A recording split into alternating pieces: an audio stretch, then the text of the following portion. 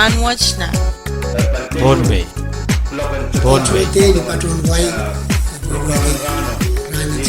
Pohnpei. And welcome to Rahnwet Nan Pohnpei. Rahnwet Nan Pohnpei is a radio program that informs the general public on important upcoming events in state of Pohnpei. Today we are fortunate and honored to have Ms. Karen Oshak, UNICEF Regional Director, East Asia and Pacific, and Mr. Sheldon Yet, UNICEF Representative of Pacific Island countries, and Mr. Cromwell, Chief UNICEF. It's a pleasure to have you on the radio program today. Thank you. Thank you. Karen, I believe this is your first time in the FSM. Tell us, what is your first impression so far? First impression is that it's far away, and then when you land, of course, you see the green, the lush green island, the smile on the face of the people. So it's a very warm welcome that I've received. And yesterday we took it upon us to explore the island already, and we climbed up to the tower on top of the hill that is overviewing the airport. So it was very nice, and we look forward to a week that we can learn a lot about education, health, nutrition, sanitation. So we are here to work with everyone, and so far it's been very good. Thank you, Sheldon. I was informed that this is your third time to visit the country. Tell us what you like the most in the FSM. You know, that's actually a very difficult question because there's so many things that I like about this country. I like the fact that we have such great engagement with all partners, with the government at the central level, state level, municipality level. I like the sense of optimism. I like the fact that children are front and center in government policies. I like the emphasis on education, the emphasis on healthcare. It's really a wonderful place to be. And every time I come here, I think I need to start planning my next trip even sooner. Tell us more about your background, what led you to what you're doing now. For me, well, I'm not the youngest anymore, so it's been more than 30 years that I've worked for UNICEF. I've worked on all the continents around the world. And I believe strongly that for me it's important to make a difference for children. So I invest my time to work with governments, to get to know the different decision makers. And for me what counts is a life that is saved, a child that is learning in school, a child that can go to a toilet with dignity, nutrition for everyone, and of course everything related to immunization. So for me, all these years, that's what I've been doing, and I do it with great passion. You know, we can invest money in roads, we can invest money in telecommunications, we can invest money in ensuring the economy is good. All these things are important. But unless we're ensuring that children have met their full potential, that the investments are being channeled to them, there's no point in the others. The children really are what are the country's future. They're the ones who will be able to contribute to make sure that the new invention in telecommunications comes from here, that the new Nobel Prize in economics comes from here. We need to make sure that children are as healthy as they possibly could be, as well educated as they possibly could be, and as well protected as they could possibly could be. That's why I work for UNICEF, and that's why I'm so happy to be here. Thank you. And what advice would you give someone wanting to pursue a career similar to yours? I would say first to get your university degree, and secondly to have passion for the topic. Traveling around, it sounds very easy, but of course your social life, your family life, everything is disrupted.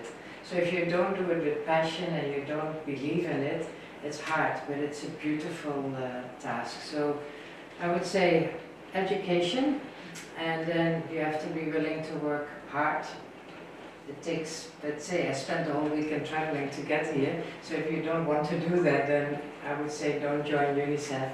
But if you join UNICEF, there is many good things we can see, and you see clear results. You see children surviving, you see children being immunized. So it is believing in the cause, and it is enjoying also working with grassroots level, as well as dealing with government officials, presidents. So it is super interesting for someone who is willing to do that bit as well. I think you need to believe in possibility, in opportunity. There's so much we can do if we approach it through a lens of partnership, a lens of humility as well. We have to be able to listen to local communities, to listen to government, and find a common way of going forward. There's no one solution that fits all communities equally, all societies equally. So if you have a mentality that you're willing to listen to your partners and willing to help people come together on a common approach, they can do great things for children in the world. As UNICEF, we're always looking for great new staff who can do that, who can help us work together with governments and with communities to make the world a better place for children. Thank you. What do you think is the most challenging part of your job as a regional director for such a big organization? So I cover 27 countries, and a challenge is, what do we do in China? 320 million people not using proper toilets. How can we make a difference there? And also, how can we make a difference in Micronesia, where you have about 110,000 inhabitants? So that challenge between staying relevant and doing the right things according to the situation, that's a challenge. And then of course it's also a challenge to get funding, because we want to be meaningful, not only sitting at the table and talking, but we want to contribute with vaccines, we want to contribute with learning materials, with sanitation. So all of that needs money as well. So my two headaches is, how can we do the best for each country context? And then how do we get enough money to live up to all the needs that are needed and required? And we want to respond. We want to respond with training, capacity building. We want to respond to justice for children. So all of these things, they need to be funded. And I think in East Asia Pacific, we are in a pretty good place, because governments are very welcoming to us, and there are other donors that are willing to fund, even including in East Asia Pacific. China, Thailand, Malaysia, they pay UNICEF to work in other parts of Asia, so that is very positive. Thank you. Thank you. Next question is for you, Sheldon. You are supporting 14 countries in the Pacific. How do you manage? I manage because I've got a really good team working with me. Cromwell makes sure that things work well here. He makes sure that we are responding to the needs of the government here, and that we have an open and successful dialogue at all times with all of our partners here. I think we manage because we are clear, we are open about what we can do and what we can't do, and we're always looking for new partnerships, ways to work with other people in civil society, other governments, other communities, to find a common way forward. No one group has oversight over children. It's working, children have oversight over themselves, of course, and have their own rights. But we need to work together to make sure the rights of children are completely fulfilled. Thank you. What does UNICEF do in the Pacific Island region? You know what? Pacific Island region. Oh, UNICEF is involved in every element that touches a child's life. Every time a child goes to school, UNICEF is involved. And UNICEF is involved in ensuring that children are learning things that are going to be relevant to their future. UNICEF is involved in health, in everything from ensuring a child is fully immunized against vaccine-preventable diseases, making sure a child has access to good nutrition and appropriate nutrition, making sure a child has access to safe water and sanitation, making sure that a child is fully protected from violence. Violence against children is a tremendous problem throughout the Pacific, and a problem that often people don't talk about enough. Something that's sometimes hidden, but we need to talk about it. We help get these issues on the table. And also making sure that good policies in government are in place, that investments, core investments, are being programmed and going where they're going to make the biggest difference for children's lives. That's what we do. Thank you. How long has UNICEF been working in the Pacific? Well, we've been in the Pacific one way or the other for about 50 years. The organization of how we do it has changed over the years, and we're always finding better ways to do it. We've been in North Pacific we've had a permanent office here for many years, but the format of the office has also changed. We've had a much greater presence here for the last 2.5 years, and that presence will continue to grow. And what work does UNICEF do in the FSM? Well, we do many things we just talked about. As you probably know, the Pacific is being buffeted by a horrible outbreak of measles. Luckily, to date, FSM has not had a new outbreak. You've had measles in the past, but you haven't been affected by this current outbreak.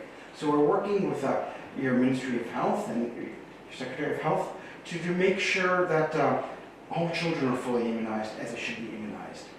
We still have a fair way to go on this, but we're going in the right direction. We are working to make sure that water and sanitation is in schools and in health centers. We're making sure that children have good access to good food, nutrition that will help them grow strong to meet their full potential. And we're working to address this issue of violence against children, which really is an important issue, an issue I think we all need to talk about. What do you enjoy most about working for UNICEF? Oh, again, a really difficult question, because there's so many things I enjoy. I enjoy working with people who want to make a difference. I enjoy working with, for a mandate, really, which is the most important thing we can possibly have, our own children, our own future, our own countries. It's not like selling washing machines or cars. It's really about our country. I enjoy having great talent to work with in government and communities and our own team. And I enjoy the sense that there's always so much more to learn. So it's a wonderful place to work and a wonderful mandate to have. My last question is, what do you find most challenging for working for UNICEF?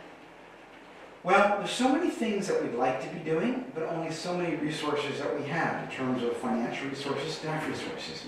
We can't do everything 100% at all times. We really have to keep our eye on what the priorities are at a particular moment. And that sometimes means making difficult choices.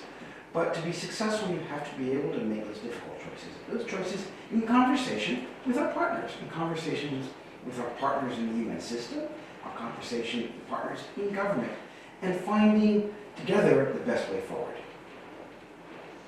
Thank you. Before we conclude this program, anything else you want to share with the public? I think what is important is that children, parents and teachers and everyone who's dealing with children, that they look at children also as the future of Micronesia. And with that I mean that you invest in education in your own children, you have your children immunized, you make sure they get a balanced nutrition, not only the fast food but also the more healthy stuff. You want your children also to play outside, and of course you want your children not to suffer from violence. So ending domestic violence is very important for every child, because it can leave scars for the rest of their lives. So I'm very optimistic about FSM. I think here you have children very high as a very key element in the family. I see people walking with the children along the street, holding their hands.